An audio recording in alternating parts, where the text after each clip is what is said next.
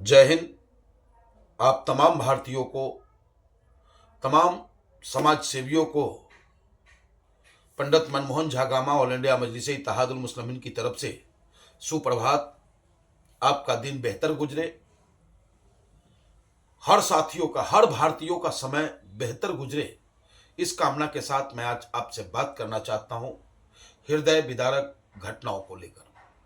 मैं बात करना चाहता हूं आपसे जिस तरीके से अपने देश में आत्महत्या करने की एक बाढ़ सी आ गई है,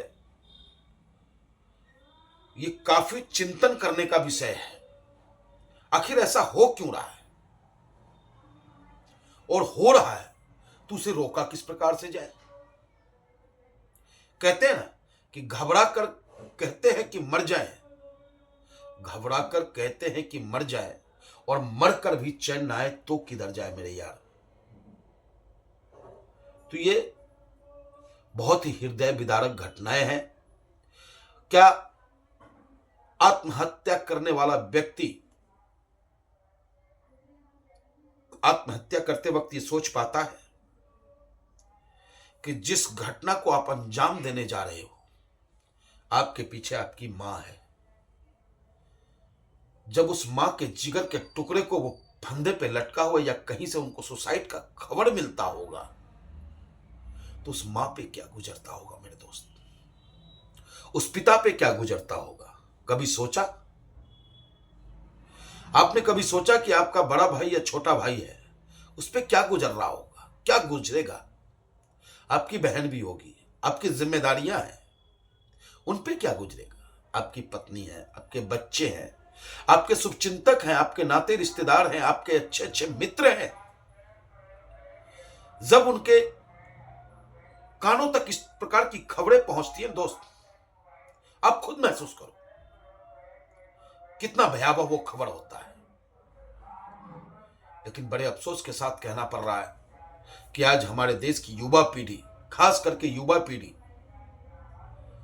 समाज से दूर होते जा रहे हैं, सामाजिक कार्यक्रमों से दूर होते जा रहे हैं, समाज में बड़ों को सम्मान और छोटों को प्यार देना भूलते जा रहे हैं।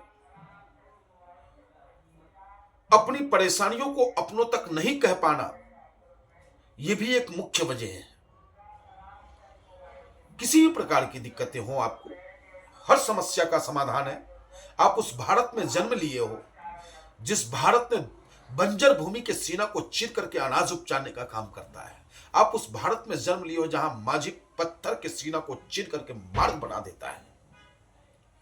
और आप उस भारत के युवा पौध कहीं मोहब्बत के नाम पे फ्रस्ट्रेट होकर के आप आत्महत्या करते हो कि हमें उसने धोखा दे दिया या आपको उसने धोखा दे दिया। क्या है ये? क्या मोहब्बत सिर्फ प्राप्त करने की एक ललक है? क्या मोहब्बत तभी होगा जब आप एक दूसरे को आलिंगन करते हैं? नहीं। अगर मोहब्बत सीखना है, प्रेम सीखना है, तो प्रभु श्री कृष्ण से सीखे कि जिस मां बरसाने वाली राधे रानी का हम जाप करते हैं, उनके प्रेम को आप समझें कि क्या प्रेम कैसा होना चाहिए। मां राधा रानी और प्रभु श्री कृष्ण का प्रेम आप देखें। प्रेम का मतलब आलिंगन नहीं हो सकता है। प्रेम का मतलब है कि एक दूसरे को सुख देखना, सुखी देखना, खुशहाल देखना, इसको प्रेम कहते हैं। लेकिन कहीं ना कहीं आज हमारा युवा पीढ़ी फ्रस्ट्रेट हो रहा है। कहीं कर्ज हो गया ज्यादा। अरे भाई, आप नौजवान हो, प्रभु ने, ईश्वर ने आपको दो बाजुएं दी हैं, दो पांव दिए हैं, सोचने के लिए शक्तियां दी हैं। इस शक्तियों का इस्तेमाल करें, ब्रेन का इस्तेमाल करें। आप, कोई भी परेशानी सदैव नहीं रहती है। शाम होता है तो सुबह भी होती है। तो आप कर्ज से घबरा कर आत्महत्या कर लो, कहां तक जायज है? किसी ने आपको इग्नोर कर दिया तो आप उस ओर चले जाते हो। क्या हो गया है? यहां तो ऐसे ऐसे एकलव्य रहे हैं जो शिक्षक ने इग्नोर किया, लेकिन शिक्षक का सम्मान करते हुए, सिर्फ उनकी प्रतिमा को देख कर उनको अपना गुरु मानते हुए सर्वश्रेष्ठ धनुर्धर बनते हैं। कर्ण को आप देखो, कर्ण ने कितनी परेशानी, कितनी कठिनाइयों का सामना करके विश्व का सर्वश्रेष्ठ धनुर्धर बने, और आप उस देश के रहने वाले आप घबरा रहे हो। और ये दायित्व हम समाज में रहने वाले सामाजिक लोगों का भी है, जो सामाजिक कार्य करते हैं, जो समाज के बीच रहते हैं, उनकी भी जिम्मेदारी है कि वो अपने साथ रहने वाले मित्र, साथी या पड़ोस, आस पड़ोस के जो लोग हैं, नौजवान हैं, माता है, पिता है, नौजवान साथी हैं, मां बहनें हैं, उन पे भी नजर रखने की आवश्यकता है कि कहीं वो फ्रस्ट्रेट तो नहीं हो रहा है, उसे किसी चीज की दिक्कतें तो नहीं है।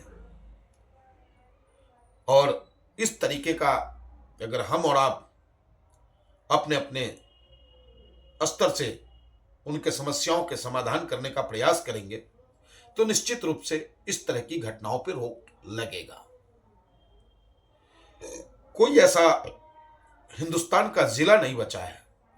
आप जब अखबार पढ़ते हो, आज ये बातें करने का मकसद सिर्फ ये है कि जब भी अखबार का पन्ना पलटता हूं तो वहां पत्नी ने हत्या कर ली, पति ने आत्महत्या कर ली, कर्ज के नाम पर दंपति ने हत्या कर ली, आत्महत्या कर ली, तो कहीं मोहब्बत में धोखा पाने की वजह से छात्र ने आत्महत्या कर ली, कहीं किसी बेटी को किसी ने छेड़ा तो आत्महत्या कर ली।